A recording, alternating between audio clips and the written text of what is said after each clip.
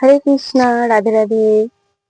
তো আজ আমরা একটি ভজন করব। ভজনটির নাম হচ্ছে দামোদর অষ্টকম।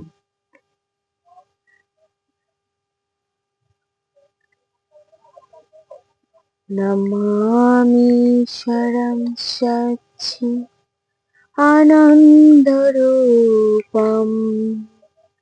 লসৎকুণ্ডলং গোকুলে ভজমানম। নমামি শরম সচ্চি আনন্দরূপম লসৎকুণ্ডলং গোকুলে ভজমানম। যশোদাবিয়ালুখলাধবমানম ভরামিষ্টমাতাম ততো দুতগোপাল। যশোদাবিয়ালুখলাধবমানম ভরামিষ্টমাতাম ততো দুতগোপাল। নমামি শরম সচ্চি আনন্দরূপম লসৎকুণ্ডলং গোকুলে ভজমানম। নমামি শরম সচ্চি আনন্দরূপম লসৎকুণ্ডলং গোকুলে ভজমানম। রুদন্तं মুহুর্নিত্যং যুগ্মমি যন্तं করম্ভোজযুগ্মেন শাতঙ্কনেত্রম। রুদন্तं মুহুর্নিত্যং যুগ্মমি যন্तं করম্ভোজযুগ্মেন শাতঙ্কনেত্রম। মুহুঃশাসুকম্পত্রিরেখাঙ্ককণ্ঠ স্থিতো গৈবদামোদরম ভক্তিবন্ধম। মুহুঃশাসুকম্পত্রিরেখাঙ্ককণ্ঠ স্থিতো গৈবদামোদরম ভক্তিবন্ধম। নমামি শরম সচ্চি আনন্দরূপম লসৎকুণ্ডলং গোকুলে ভজমানম। নমামি শরম সচ্চি আনন্দরূপম লসৎকুণ্ডলং গোকুলে ভজমানম। ইতি দীক্ষালীলাভি আনন্দকুণ্ডে করম্ভোজযুগ্মেন শাতঙ্কনেত্রম। ইতি দীক্ষালীলাভি আনন্দকুণ্ডে সঘোষানিমজ্জন্ত পাখাপায়ন্তম। ইতি দীক্ষালীলাভি আনন্দকুণ্ডে সঘোষাম নিমজ্জন্ত মখাপায়ন্তম। ইতি দীক্ষালীলাভি আনন্দকুণ্ডে সঘোষাম নিমজ্জন্ত মখাপায়ন্তম। তদ্যেষু তাজ্ঞেষু ভক্তৈর্জিতাত্মা পুনঃ প্রেমতস্তাং সদাবৃত্তি বন্দে। তদ্যেষু তাজ্ঞেষু ভক্তৈর্জিতাত্মা পুনঃ প্রেমতস্তাং সদাবৃত্তি বন্দে। নমামি শরম সচ্চি আনন্দরূপম লসৎকুণ্ডলং গোকুলে ভজমানম। নমামি শরম সচ্চি আনন্দরূপম লসৎকুণ্ডলং গোকুলে ভজমানম।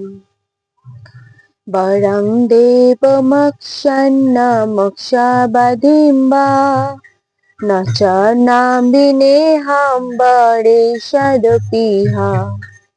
বরং দেবমক্ষন্নমোক্ষাবধিং বা ন চ নাম্বিনেহাং বরে সদপিহা হৃদান্তে বপুনাথ গোপাল বালাম সদা মে মনসা বিরাস্তাম কিমন্নয় হৃদান্তে বপুনাথ গোপাল বালাম সদা মে মনসা বিরাস্তাম কিমন্নয় নমামি শরম সচি আনন্দরূপম লসৎকুণ্ডলম গোকুলে ভজমনম হৃদন্তে মুখম ভজম ভক্ত নীলয় বিতাম কুন্তলয় স্নিগ্ধ রক্তৈশ্চ গোপাম হৃদন্তে মুখম ভজম ভক্ত নীলয় বিতাম কুন্তলয় স্নিগ্ধ রক্তৈশ্চ গোপাম মুহুশ্চুম্বিতম বিম্ব রক্তাধরাম মে মনসা বিরাস্তাম মলম লক্ষ্যলভয় মুহুশ্চুম্বিতম বিম্ব রক্তম ধরাম মে মনসা বিরাস্তাম মলম লক্ষ্যলভয় নমামি শরম সচি আনন্দরূপম লসৎকুণ্ডলম গোকুলে ভজমানম নমামি শরম সচি আনন্দরূপম লসৎকুণ্ডলম গোকুলে ভজমানম নমো দেব দামোদর অনন্ত বিষ্ণু প্রসিদ্ধ প্রভো দুঃখ জলাধিমগ্নম নমো দেব দামোদর অনন্ত বিষ্ণু প্রসিদ্ধ প্রভো দুঃখ জলাধিমগ্নম কৃপাদৃষ্টি বিষ্টাতি দীনাম্বতানু গৃহানেশ মামকো মেধক্ষিদিশ কৃপাদৃষ্টি বিষ্টাতি দীনাম্বতানু গৃহানেশ মামকো মেধক্ষিদিশ নমামি শরম সচি আনন্দরূপম লসৎকুণ্ডলম গোকুলে ভজমানম নমামি শরম সচি আনন্দরূপম লসৎকুণ্ডলম গোকুলে ভজমানম কুবেরাত্মজো বদ্ধ কুবেরাত্মজো বদ্ধ মুতৈব যত্তৎ তয়ামচিত ভক্তি ভজো কিতৌ চ কুবেরাত্মজো বদ্ধ মুতৈব যত্তৎ তয়ামচিত ভক্তি ভজো কিতৌ চ তথা প্রেম ভক্তিম সকামে প্রযচ্ছ নমোক্ষে গ্রহমেস্তি দামোদরেহ তথা প্রেম ভক্তিম সকামে প্রযচ্ছ নমোক্ষে গ্রহমেস্তি দামোদরেহ নমামি শরম সচি আনন্দরূপম লসৎকুণ্ডলম গোকুলে ভজমানম নমামি শরম সচি আনন্দরূপম লসৎকুণ্ডলম গোকুলে ভজমানম নমস্তেস্তু দাম্নে স্ফুরদীপ্তিধাম্নে তদীয়োদরায়থ বিশ্বস্য ধাম্নে নমস্তেস্তু দাম্নে স্ফুরদীপ্তিধাম্নে তদীয়োদরায়থ বিশ্বস্য ধাম্নে নমো রাধিকায় তদীয়া প্রিয়ায় নমো অনন্ত লীলায় দেবায় তুভ্যম নমো রাধিকায় তদীয়া প্রিয়ায় নমো অনন্ত লীলায় দেবায় তুভ্যম নমামি শরম সচ্চিদানন্দরূপম লসৎকুণ্ডলং গোকুলে ভাজমানম। নমামি শরম সচ্চিদানন্দরূপম লসৎকুণ্ডলং গোকুলে ভাজমানম।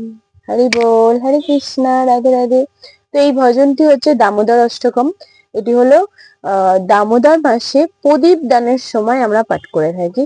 তো আমাদের ভক্তদের কাছে দামোদর মাস এখন খুবই খুবই খুবই আনন্দের একটি মাস।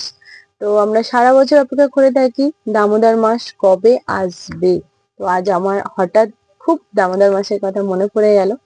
তো ভক্তি জীবনের প্রথম দিকে যখন প্রথম শুনেছিলাম যে দামোদর মাসে এই করা যাবে না ওই করা যাবে না, মানে যত নিয়ম আচরণ ছিল, তো তখন প্রথম দিকে প্রথম দিন ডে 1 আমার মনে আছে আমি সমস্ত নিয়ম শুনে একটু ঘাবড়ে গেছিলাম। আরে বাপরে, এটা করা যাবে না, ওটা করা যাবে না, সেটা করা যাবে না। তো প্রথম দিকে আমি এত নিয়ম মানতে পারিনি, বাট আমার একটা নিয়ম ভীষণ ভীষণ ভীষণ ভালো লেগেছে, যে সন্ধ্যাবেলায় ভগবানকে বেশ সুন্দর প্রদীপের আলোয় দর্শন করা এবং প্রদীপ দান করা, তার সাথে এই সুন্দর ভজনটা। তো এটা দিয়েই প্রদীপ দান এবং এই দামোদর অষ্টকম ভজন দিয়ে দামোদর মাস পালন করা আমার শুরু হয়েছিল। এবং তারপর আস্তে আস্তে গুরু গৌরাঙ্গ কবে যে দামোদর মাস যথাযথ নিয়ম মেনে পালন করা শুরু করিয়ে দিলেন, শিখিয়ে দিলেন, বুঝে উঠতে পারলাম না, একদমই বুঝতে পারলাম না কবে শিখলাম, কিভাবে করলাম। তবে সাধুগুরু বৈষ্ণবের কৃপা এবং অবশ্যই আমার গুরু মহারাজ, আমার দুই গুরু মহারাজ শিল ভক্তিচরণ স্বামী গুরু মহারাজ অ্যান্ড আমার বর্তমান গুরু মহারাজ হচ্ছেন শিল জয়প্রকাশ স্বামী গুরু মহারাজ, দুই গুরু মহারাজের কৃপা, আশীর্বাদ এবং তাদের প্রেরণা, শিক্ষায় এবং গুরু গৌরাঙ্গের কৃপায় এবং আমার সকল গুরু ভ্রাতা ভগিনী যারা সব সময় আমায় ভক্তি জীবনে সহযোগিতা করছেন, আমায় সাপোর্ট করছেন, আমার পাশে আছেন, বিশেষ করে আমার গাইড প্রভু মাতাজি, আমার অ্যাসোসিয়েট মাতাজিরা, তো তাদের সকলের কৃপা আশীর্বাদে বর্তমানে দামোদর মাস ভবিষ্যন্ন নিয়মে চলছে। তো খুবই ভালো লাগছে। তো আমি যদি আমার ভক্তি জীবনের আগের আমি আর এখনের আমি দুটোকে ডিফারেন্স করে, মানে দুটোকে তুলনা করে যদি নিজের অভিজ্ঞতা বলি, যারা এখনো ভক্তি জীবনে আসা শুরু করনি বা শুরু করবে ভাবছো কিন্তু ভয় পাচ্ছ ভক্তি জীবনটা কঠিন হবে না, পারবে কি পারবে না, বিশেষ করে দামোদর মাস, পুরুষোত্তম মাস, এইগুলো যথাযথ যে নিয়মগুলো আছে সেইগুলো পালন করা সব সম্ভব হবে কিনা, তাদের উদ্দেশ্যে বলবো ভক্তি জীবনের বাইরে দাঁড়িয়ে, মানে ভক্তি জীবন আর জড়জাগতিক জীবন দুটো ধরো জোড়া ঘর, আর মিডিলে যে চৌকাটটা ওটা হচ্ছে বর্ডার, ঠিক আছে? তো ভক্তি জীবন, জড়জাগতিক জীবনে দাঁড়িয়ে ভক্তি জীবনে যে দেখাটা, ওটা ওই সময়টা খুব কঠিন ফিল হয়, বাট একবার যদি সাহস করে ওই চৌকাটটা ডিঙিয়ে ভক্তি জীবনের রুমে প্রবেশ করে যাই আমরা, বাইরের থেকে ভক্তি জীবনটা যতটা কঠিন, ডিফিকাল্ট, খুবই এরকম ফিল হয়, তো সেটার কিচ্ছু নয়, একদম নাথিং টু ওয়ারি। সমাজ আমাদের কাছে আমাদের ধর্ম, আমাদের সংস্কার, আমাদের সংস্কৃতিটাকে এরকম ভাবেই প্রেজেন্ট করে রেখেছে, যেটার ফলস্বরূপ হচ্ছে আমাদের জড়জাগতিক জীবন।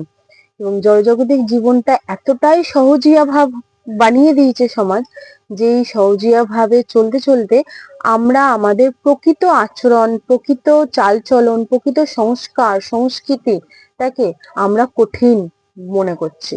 তো যদিও এটা কঠিন নয়, কারণ আমাদের এই যে শরীর, আমাদের এই যে মন, এটা কিন্তু ভক্তি জীবনে চলার যে নিয়মগুলো স্বাস্থ্যসম্মত হবে সেই নিয়মে চলার জন্যই এই শরীর গঠন আছে, অর্থাৎ এই শরীর ওই নিয়মের জন্যই প্রস্তুত। এবার হচ্ছে জড়জাগতিক জীবনটা খুব সহজই, না জড়জাগতিক জীবনটা খুব সহজেই যা খুশি ইচ্ছা হলো করলাম, না করলাম, দিনের পর রাত, রাতের পর দিন কেটে যাবে। কিন্তু তারপরও আমরা মনে সন্তুষ্টি পাই না, শরীরে বিভিন্ন রকম রোগ, অসুখ বিসুখ, এখন মানসিক রোগ বিভিন্ন রকম অ্যাক্সিডেন্ট, অকাল মৃত্যু, বিভিন্ন রকম যে দুর্যোগ, করোনা ভাইরাসের মতন দুর্যোগ, মহামারী, তারপর হচ্ছে দেশে যুদ্ধ, অহিংসা, অধর্ম, এই যে হানাহানি, হিংসা, যে ক্রোধ, এই জিনিসগুলো হচ্ছে এই সওজিয়া ভাবের জন্য। কারণ আমাদের শরীর এরকম নিয়মে চলার জন্য গঠন করা হয়নি। আমাদের শরীরটা ভগবান যেই নিয়মে চলার জন্য গঠন করেছেন, আমরা যদি সেই নিয়মে চলি তখন কিন্তু এই যে এত নেগেটিভিটি, এগুলো একটাও আমাদের লাইফে থাকে না। তো এখানে হয়তো অনেকে এরকম মন্তব্য আসতে পারে যে আচ্ছা তাহলে যারা ভক্তি জীবনে আছে তাদের কি অ্যাক্সিডেন্ট হচ্ছে না, তাদের কি করোনা ভাইরাস হচ্ছে না, তারা কি অসুস্থ হচ্ছে না, তারা কি মারা যাবে না? অবশ্যই যাবে। এখানে আমার গুরু মহারাজ একটা বেশ ছোট্ট গল্পের মানে উদাহরণের মাধ্যমে বুঝিয়েছেন যে একটি মা বিড়াল তার বাচ্চা বিড়ালকেও গলার কামড় দিয়ে মানে দাঁত দিয়ে ধরে এক স্থান থেকে আরেক স্থানে নিয়ে যান। তখন ওই বিড়াল ছানার গলা দিয়ে কিন্তু রক্ত বেরায় না, কিন্তু ব্যথা লাগে, রক্ত বেরায় না।